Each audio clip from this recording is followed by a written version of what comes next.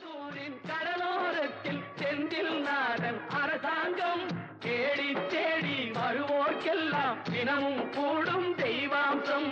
தேடி தேடி வருவோர்க்கெல்லாம் தினமும் கூடும் தெய்வாம்சம். திருச்செந்தூரின் கடலோரத்தில் செந்தில் நாதன் அரசாங்கம்.